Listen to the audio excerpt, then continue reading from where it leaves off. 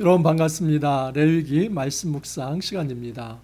우리의 삶 속에 배어 있는 부정이 예수 그리스도의 그 거룩한 피로 정결하게 씻음 받을 수 있기를 간절히 소망합니다.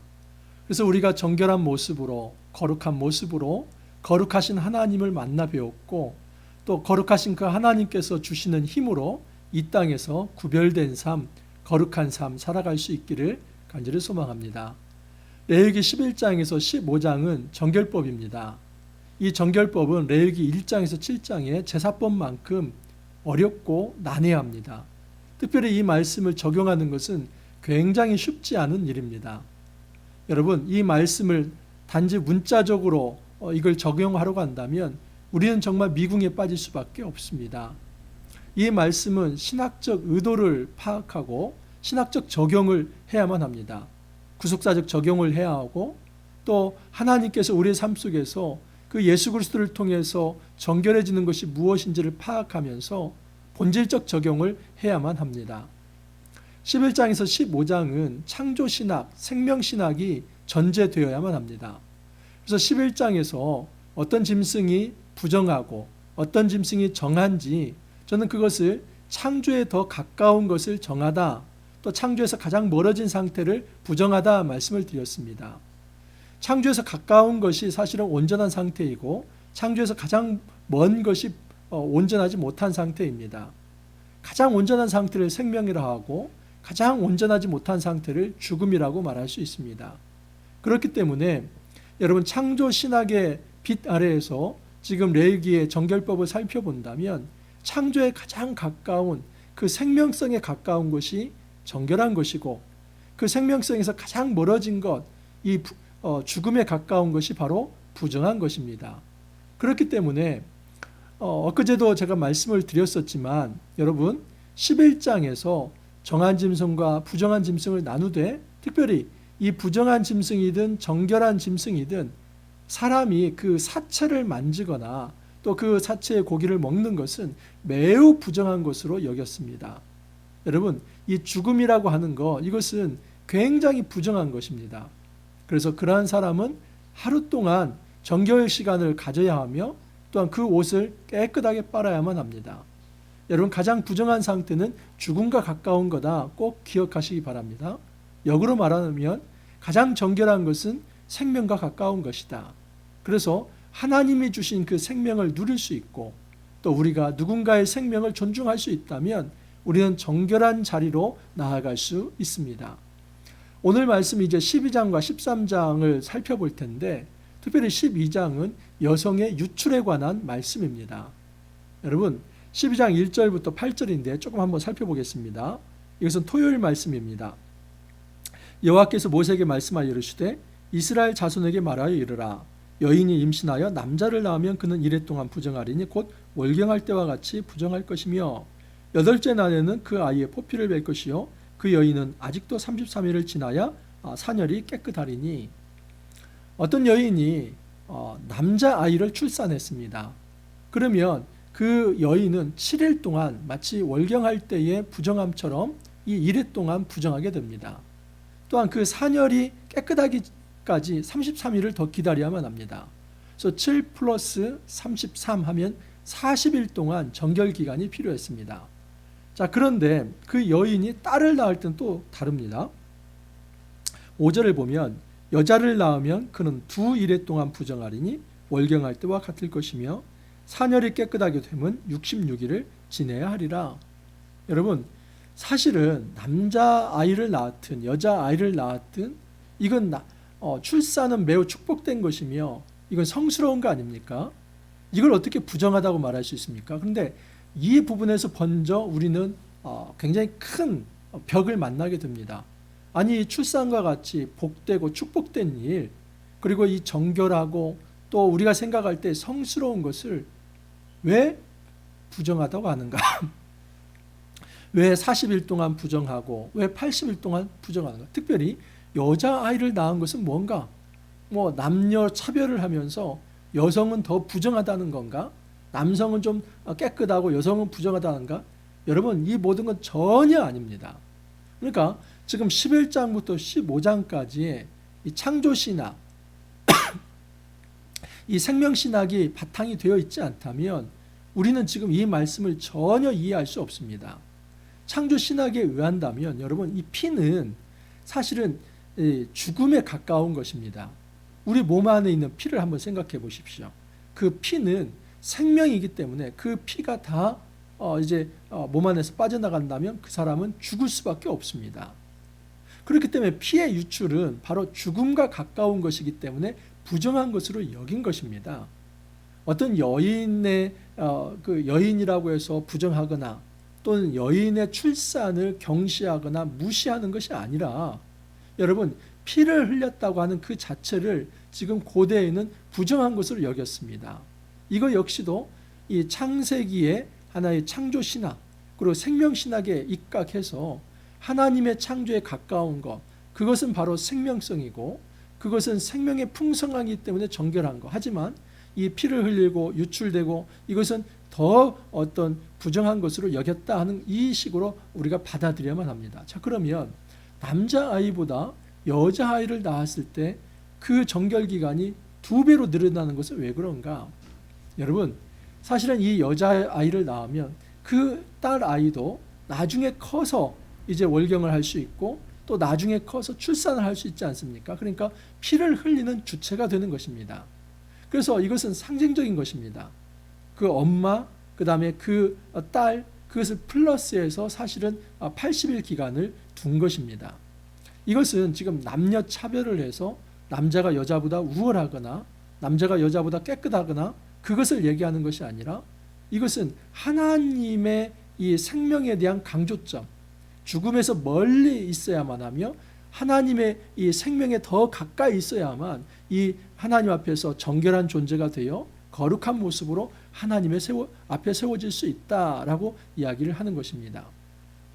여러분, 여성이 월경을 하는 것은 사실은 이 배란 이후에 수정이 되지 않았을 때 나타나는 현상입니다. 그럼 배란이 되었다는 것은 여러분, 그 생명이 그냥 유출되는 거 아닙니까? 만약에 배란이 되었는데 이제 정자와 난자가 만나서 수정이 된다면 그 생명은 복되고 그 이후부터는 이 월경이 일어나지 않습니다. 그렇기 때문에 지금 이 월경할 때의 7일은 생명의 손실이라고 생각해서 그것을 죽음에 가까운 것으로 부정한 것을 여기고 특별히 출산이 되었을 때는 그 정결기간을 그렇게 생각한 것입니다. 그렇기 때문에 이 본문이 우선 첫 번째로는 사실 여성의 어떤 인권 보호 차원도 있습니다. 하지만 이것으로만 생각할 수 없는 것은 우리가 여성이 되었든 남성이 되었든 이 죽음의 문화에 가까이 있는 사람이라고 한다면 이 피의 문화, 때로는 미움과 질투와 시기와 어떤 죽이는 것과 오늘날의 이 전쟁과 그리고 어떤 살육과 이 피비린내 나는 어떤 복수와 폭력, 이런 모든 죽음의 문화가 사실은 부정한 것입니다. 하나님 보실 때 성결하고 하나님 보실 때 정결한 것은 무엇이냐면 사람이 사람으로서 대접받는 것, 사람의 생명이 존귀함을 여김받는 것, 사람의 생명이 붙어 있다면 그것이 여성이든 남성이든 또는 쥐의 고화를 막론하고 피부색을 막론하고 어떤 사상과 생각과 종교를 가지고 있든지 그 사람의 생명을 존중할 수 있는 것, 이것이 바로 정결에 가까운 문화입니다. 하나님께서는 이 사람들을 깨끗한 존재로 여겨주십니다. 물론 이 모든 것도 하나님의 은혜에 달려 있습니다. 중요한 사실은 여러분, 우리가 이 죽음의 문화를 창출해내서는 안 되고 생명의 문화를 창출할 수 있는 그 정신을 가지고 있어야 한다 하는 사실입니다. 자, 그런데 이제 엊그제 말씀에 의하면 여러분, 이 어떤 것이 부정한 짐승인가, 어떤 것이 부정하지 않은가, 이걸 따져보면서 부정한 짐승의 사체를 만졌을 때 그 사람은 하루 동안 이제 정결 기간을 가지게 될 것이고, 목욕하라는 말이 따로 없습니다. 그의 옷을 빨면 됩니다. 자, 그런데 지금 여기 이 유출에 관한 경우는 뭐가 들어가냐면 제사가 들어갑니다. 자, 6절 이하를 보면 아들이나 딸이나 정결하게 되는 기한이 차면 그 여인은 번제를 위하여 1년 된 어린 양을 가져가고 속죄제를 위하여 집비둘기 새끼나 산비둘기를 회막문 제사장에 가져갈 것이요 하면서 번제를 드린다고 합니다. 여러분, 이 하나는 번제물 또 하나는 속죄물로 드린다고 8절 이하에 나타나 있습니다. 그러니까 이 지금 이 피의 유출이라고 하는 것이 단지 사체를 만지는 것보다 훨씬 더 부정한 것으로 좀 여기고 있는 것입니다. 왜냐하면 이건 속죄제, 이 번제를 드리고 있기 때문입니다. 자, 그러면 이렇게 물어볼 수 있죠. 아, 목사님, 정말 여인이 출산하는 것이 그 죄입니까? 여러분, 성경에 죄라는 말이 있습니까? 아, 목사님, 속죄제라는 말이 있지 않습니까? 그런데 그 오해입니다. 여러분, 11장에서 15장은 어떤 죄가 아닙니다. 이건 부정입니다. 부정. 정결하지 못한 것. 이것은 창조에 더 근접하지 못한 것. 이것은 창조에서 가장 멀어진 죽음에 가까운 것을 이것은 깨끗하지 못하다고 판단을 내린 것이지 이것 자체가 지금 죄라고 얘기하지는 않습니다. 그렇기 때문에 이것을 깨끗하게 하는 것입니다. 그래서 8절 이하를 보면 제사장은 그를 위하여 속죄할지니, 이 속죄한다는 말이 카파르입니다. 카파르라는 말은 세 가지 의미가 있습니다. 하나는 덮다, 덮는 것을 카파라입니다. 그래서 캐프레트, 이것이 바로 속죄소다 하는 것도 말씀을 드렸죠. 이게 덮는 뚜껑이기 때문에 그렇습니다. 그다음 죄 용서, 대속의 의미가 있습니다. 근데 마지막 의미가 있는데 그것은 깨끗하게 하는, 씻어내는 것이 있습니다. 그러니까 씻다라는 의미가 있습니다. 그러니까 여기에서 이 속죄한다는 것은 우리 한글로는 속죄한다라고 하지만 히브리어의 카파르로 이 세 번째 의미인 씻어낸다, 그런 의미로 보는 것이 좋습니다. 다시 말해서 여기에서 드려지는 번제물, 이 속죄제물은 어떤 죄를 이제 그 대속하는 그런 의미보다는 그 부정을 깨끗하게 정결하게 씻어내는데 더 의미가 있다라고 볼 수 있습니다.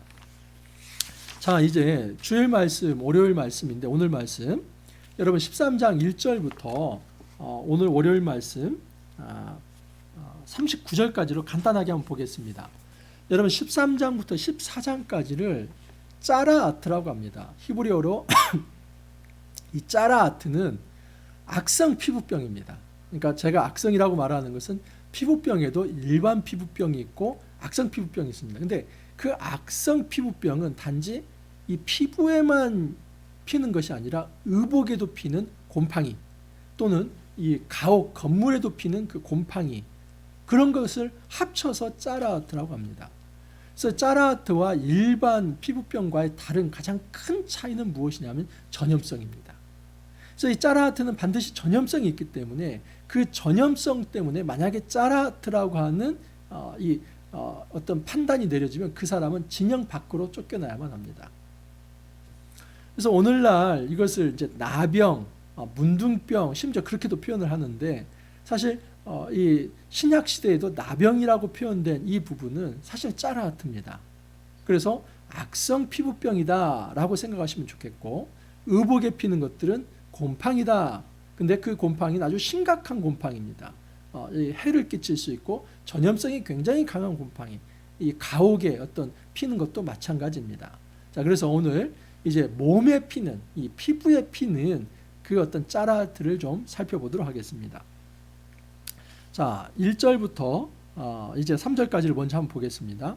여호와께서 모세와 아론에게 말씀하여 이르시되, 만일 사람이 그의 피부에 무엇이 돋거나 뾰루지가 나거나 색점이 생겨서 그의 피부에 나병 같은 것이 생기거든 그를 곧 제사장 아론에게나 그의 아들 중 한 제사장에게로 데리고 갈 것이요, 제사장은 그 피부의 병을 진찰할지니 환부의 털이 휘어졌고 환부가 피부보다 우묵하여졌으면 이는 나병의 환부라, 제사장이 그를 진찰하여 그를 부정하다 할 것이요. 여러분, 지금 한글 성경에서는 나병이라고 합니다. 그러나 이것은 히브리어로 그냥 여러분들이 이 나병은 짜라아트다라고 그렇게 말을 하면 좋습니다. 그래서 저는 이제 이 나병을 짜라아트라고 얘기하겠습니다. 왜냐하면 이 나병은 우리가 흔히 말하는 한센병인데 여기에서 말하는 것은 그 한센병은 아닙니다. 한센병과 완전히 다릅니다. 그래서 악성 피부병인데 이것은 짜라아트다라고 이렇게 명명을 하겠습니다. 자, 짜라아트의 특징이 있는데 그것을 진찰해 보면 일단 환부에 흰 털이 있습니다. 그리고 그 환부가 일반 피부보다 우묵하게 꺼져 있습니다.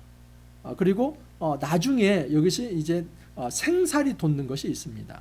근데 목사님, 생살은 좋은 거 아닙니까? 근데 여기 생살은 어떤 딱지가 떨어졌을 때 그 붉은색으로 오목하게 올라오는 것, 이것을 생살이라고 합니다. 그래서 이것은 좋은 살이 아니라 여기 지금 우리 개혁성경에서 개혁개정에서 말하는 이 생살은 아주 나쁜 의미의 이 짜라하트를 규명할 수 있는 생살을 의미합니다.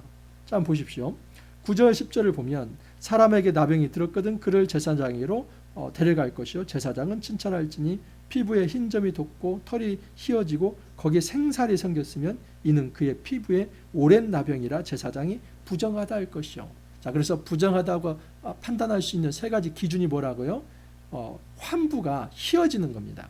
그래서 어떤 그 털이 휘어지는 거, 그 다음에 그 환부가 일반 피부보다 우묵하게 꺼지는 거, 그리고 이제 딱지가 떼어지면서 거기에 붉은색 어떤 이 생살이 돋아오르는 거. 이것은 좋은 살이 아니라 아주 이 악성 피부병의 짜라흐트로스의 어떤 생살이 솟아오르는 거. 이것을 이 판별 기준으로 삼습니다.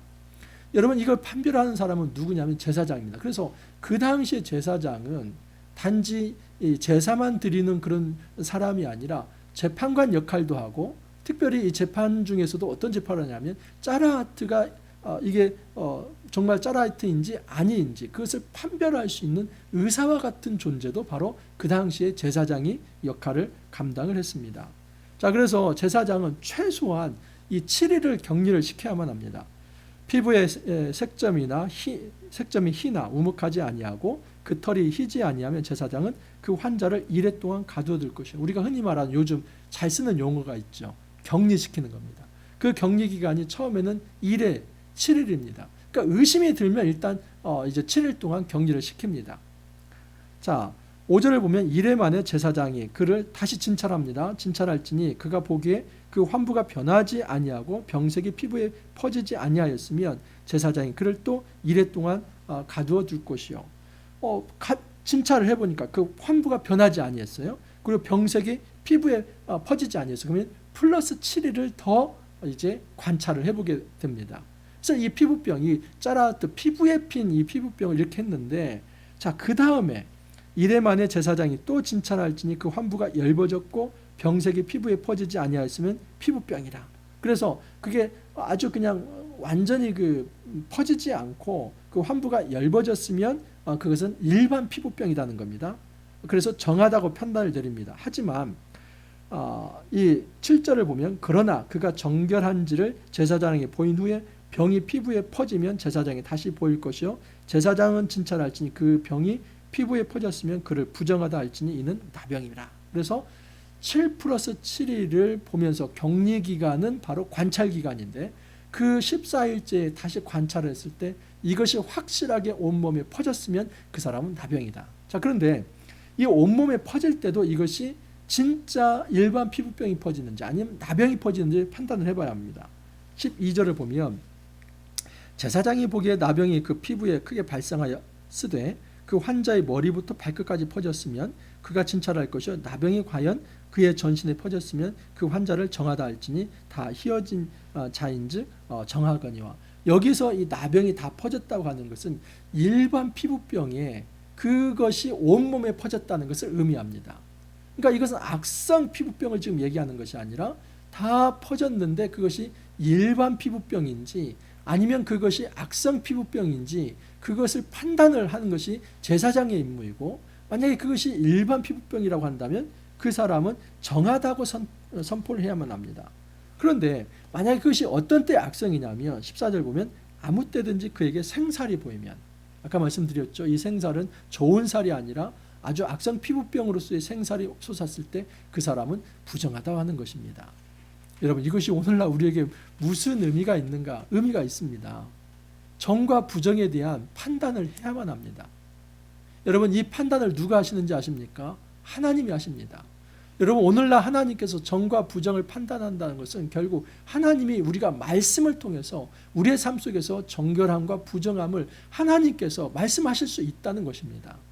그렇기 때문에 우리는 말씀을 묵상하는 것이고, 매일 말씀을 묵상하는 것은 사실은 이 부정으로부터 우리를 정결케 하는 그런 시간들이다라고 말할 수 있습니다. 오늘날 우리가 어떤 제사장, 예를 들어서 어떤 의사에게 가가지고 우리 또는 마음을 한번 비춰보면서 내 마음이 지금 정결합니까 부정? 여러분, 그거 의사에게 가지 않아도 됩니다. 우리의 진정한 영적 의사인 예수님께 나아가면 되고, 성령께서 우리가 말씀을 읽을 때 우리의 양심의 가책에, 우리 양심에 하나님께서 말씀을 하십니다.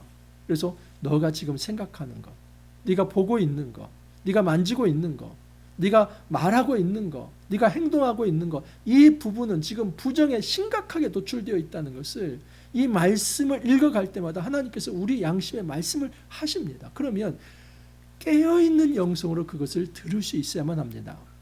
때로는 이래를 우리가 금식하면서, 여러분, 그것이 음식의 금식이 되든 아니면 어떤 우리가 계속 해왔던 그 중독으로부터의 우리가 금식이 되든, 그것을 좀 격리하면서 내 자신을 돌아볼 필요가 있고, 관찰해 보면서 정말 하나님께서 그 기간들을 통해서 회복시켜 주시는 것을 체험할 필요가 있다는 사실입니다. 자, 39절까지는 이제 종기에 핀 거, 또는 화상을 입었을 때, 또는 오미 생겼을 때, 근데 아까 그 기준은 다 똑같습니다. 7 플러스 7, 이것이 일회인지 이것만 약간 차이가 있을 뿐이지, 흰털이 나는지 움푹 파였는지 생살이 돋는지 이 기준에 입각해서 그것이 종기인지 일반 종기인지 아니면 짜라하트인지 판별하라. 또는 이 일반 어떤 화상을 입은 것인지 짜라이트인지 판별하라. 아니면 이것이 일반 오미인지 짜라하트인지 판별하라. 그것이 바로 39절까지 나와 있습니다. 그렇기 때문에 39절까지 다 살펴보지는 않을 것입니다. 여러분, 짜라하트가 아주 심각한 문제는 뭐냐면 전염성 때문입니다. 자, 그래서 내일 말씀을 먼저 한번 보면은 45절 36절에 나병 환자는 옷을 찢고 머리를 풀며 윗입술을 가리고 외치기를 부정하다 부정하다 할 것이요 병 있는 날 동안은 늘 부정할 것이라 그가 부정한 적 혼자 살되 진영 밖에서 살지니라. 내가 부정하자 부정하다 이렇게 말을 해야 하는 것은 뭐냐면, 자기가 짜라하트 환자라고 하는 것을, 그것을 말을 해줘야만 합니다. 그래야 다른 사람이 접촉할 수 없는 것이고, 접촉할 수 없게 만드는 것이고, 그리고 진영 밖에 있어야만 접촉할 수 없게 만드는 것입니다. 이것은 무엇이 전제됐냐면, 이 짜라하트는 대단한 전염성을 가지고 있다는 겁니다. 여러분, 우리 삶 속에서 이 부정이라고 하는 것을 너무 쉽게 생각하면 안 됩니다. 내 사고 속에서의 부정, 깨끗하지 못한 것, 내가 보는 것이 깨끗하지 못했을 때, 내가 만지는 것이 깨끗하지 못했을 때, 내가 말하는 것이 깨끗하지 못할 때, 나의 언어가 깨끗하지 못하고 나의 행동이 깨끗하지 못했을 때, 여러분, 그것은 반드시 전염성을 가지고 그 부정의 문화를 만들어냅니다. 그리고 부정은 반드시 무엇으로 나아가게 되냐면, 부정이 쌓이면 쌓일수록 그것이 죄로 됩니다. 그리고 그 죄의 끝은 바로 사망입니다. 그렇기 때문에 이 부정을 방치하고 부정을 쌓아놓으면 죄가 되고, 죄가 자라서 결국은 우리를 사망으로 이끈다는 이것을, 이 메커니즘을 생각해야만 합니다. 여러분, 이 부정을 판단하는 거, 이것은 제사장이 하는 일이고 굉장히 신중한 작업인데, 이것은 하나님이 하시는 일이라고 말씀을 드렸습니다. 오늘날은 말씀을 통해서 성령께서 하시는 말씀을 들음으로써 우리가 이 부정을 판단할 수 있습니다. 자, 두 번째, 이 부정이라고 하는 거, 이것은 죄가 아닙니다. 그렇지만 죄가 아니라 할지라도 깨끗하지 못한 문화가 우리 안에서 축적되어 갈 때 죄로 발전할 수 있다는 것 생각해야 합니다. 마지막은 여러분, 이 사람을 돌이키는 것은 전적으로 하나님의 은혜입니다. 이것은 하나님의 주권입니다. 다시 말해서 우리의 부정을 깨끗하게 할 수 있는 모든 주권이 하나님께 있기 때문에, 우리가 부정을 발견했다면 그때는 엎드릴 수밖에 없습니다. 하나님, 저의 부정을 하나님 내어놓습니다. 그것이 나의 의지가 되었든 아니면 내가 무의식적으로 노출이 되어서 내가 정말 부정하게 이렇게 정결하지 못한 상태가 되었든, 이 지저분한 나의 상태를 하나님의 은혜로 정결케 해주십시오. 그 기도가 필요합니다. 여러분, 구약에서는 이 짜라하트가 굉장히 심각하죠. 물론 신약에서도 심각합니다. 그런데 구약과 신약의 하나의 큰 차이점은, 예수님은 그 나병 환자를 고친다는 사실입니다. 마태복음 8장 2절에 4절 제가 읽어드립니다. 한 나병 환자가 나와 절하며 이르되 주여 원하시면 저를 깨끗하게 하실 수 있나이다 하거늘 예수께서 손을 내밀어 그에게 대시며 이르시되 내가 원하노니 깨끗함을 받으라 하시니 즉시 그의 나병이 깨끗하여진지라. 예수께서 이르시되 삼가 아무에게도 이르지 말고 다만 가서 제사장에게 내 몸을 보이고 모세가 명한 예물을 드려 그들에게 입증하라 하시니라. 여러분, 8장 4절 이해되시죠? 예수님께서 그 나병 환자를 고치고 그 사람에게 너가 제사장에게 가서 일정한 제물을 드려서 이제는 제사장의 판단을 받아서 깨끗하다게 그렇게 사회적으로 인정을 받으라. 이거 여러분 이제는 이 레위기 말씀을 우리가 배웠기 때문에 이거 이해가 됩니다. 자, 그런데 제가 주목한 것은 무엇이냐면 예수께서 손을 내밀어 그에게 대시며 이겁니다. 여러분 이것은 정말 혁명적인 것입니다. 지금 예수님이 하나님이시라고 하는 것은 바로 여기에 있습니다. 그 당시에 율법에 의하면 어떤 사람도 이 짜라하트 환자를 만지지 않습니다. 여러분 이것은 시체를 만지는 것하고는 비교할 수 없는 부정함이 있습니다. 한번 보십시오. 그 짜라하트를 회복하는 것에 어떤 게 있냐면 이런 게 있습니다. 14장에 가면 정결하게 회복이 되는데 새의 피를 찍어 나병에서 정결함을 받게 하고요. 그리고 일곱째 날에 되면은 이제 물로 몸을 씻고요. 그리고 여덟째 날에 순양 2마리와 1년 된 흠 없는 어린 양으로서 속건제, 속죄제, 번제를 드립니다. 여러분 죽은 사체를 그 짐승의 사체를 만졌을 때는 뭐 그냥 옷만 빨면 됩니다. 자, 그런데 유출이 됐을 때 조금 발전이 되죠. 이제 속죄제를 바칩니다. 그 정도입니다. 그런데 지금 이 짜라하트가 됐을 때 몸을 씻고 또 뭐 제물도 여러 가지이고 속죄제, 번제, 속건제까지 드립니다. 그러니까 이 짜라하트는 굉장히 심각한 부정이라는 걸 알 수 있습니다. 그리고 이 사람들은 이건 뭐 거의 하나님의 심판을 받은 자로서 징역 밖으로 쫓겨나갑니다. 이것은요, 여러분 거의 이것은 공동체에서 끊어진다고 하는 것은 이거 하나님의 최고의 심판이라고 생각하시면 됩니다. 그건 죽음과 같은 겁니다. 그래서 그렇게 사람이 멸시하고 가까이 하면 죽는다고 생각하고 그 가까이 하면 내가 부정이 타서 내가 짜라하트가 된다는 그런 생각 속에서 그 누구도 짜라하트 환자를 만지는 건 있을 수 없는데 예수님은 손을 대시며 그냥 말씀만 하실 수도 있는데 예수님 이런 말씀으로도 고칩니다. 그런데 말씀으로만 고친 표적이 많습니다. 그런데 예수님은 나병 환자를 만지시고 고치십니다. 우리가 기억할 게 있습니다. 여러분 우리는 새 속에 살아갑니다. 그 누구도 이 땅을 벗어나서 하늘 위에서 살아갈 수 있는 존재는 없습니다. 반드시 우리는 신앙이 아무리 좋아도 예수 믿어도 우리의 삶의 현장은 새 속입니다. 다시 말해서 이 일반 세상, 새 속은 여러분 얼마나 특별하게 더 악한 게 아니라 일반 세상을 새 속이라고 합니다. 일반 세상에 살아가는데 거기 안에는 죄가 있고 부정이 있고 심지어 정결함 세 가지가 다 들어 있습니다. 하나님께서는 이 새 속의 삶에서 우리 부정의 문화에 우리가 너무나 많이 노출되어 있는데 보는 것, 말하는 것, 행동하는 것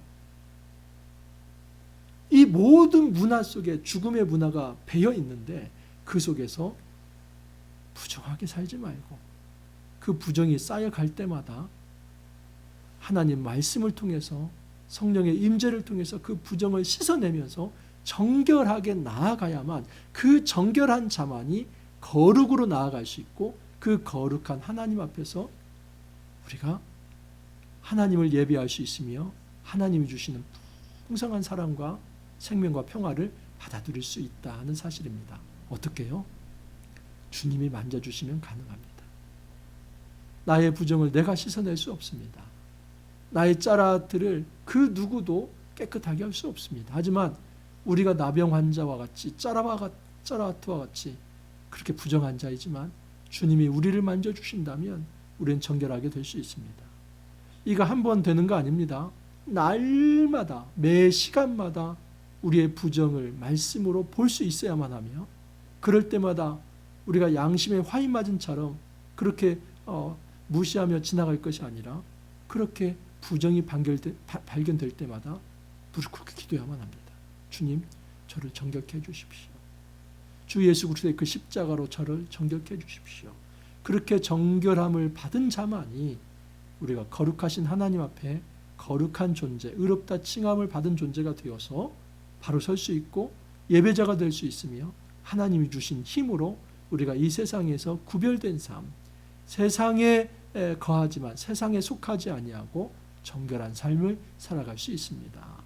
여러분, 우리가 마음 속에 있는 짜라하트, 우리 영혼 속에 있는 이 부정한 것들 말씀으로 다 씻어내고 우리의 생각과 우리의 입술의 말과 우리의 행동이 정결하게 세례를 받고 정말 할례를 받아서 이 땅에서 주님이 기뻐하시는 그 거룩한 삶 함께 살아갈 수 있기를 간절히 소망합니다. 기도합니다. 주님 감사합니다. 복된 이제 한 주를 시작할 수 있게 하여 주시니 감사합니다.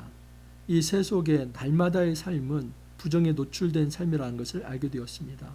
하지만 주님께서는 이 세속의 삶 속에서 그 부정을 쌓아가면서 죄를 짓는 삶이 아니라 오히려 그 부정을 이제는 하나님 말씀으로 잘 씻어내고 예수 그리스도의 그 피로 정결하게 씻어내어서 이제는 하나님 앞에 거룩한 존재가 되어 하나님 앞에 거룩한 예배자가 되고 또 하나님이 주신 그 힘으로 이 땅에서 구별된 삶, 거룩한 삶을 살라고 그렇게 말씀하여 주심에 감사를 드립니다.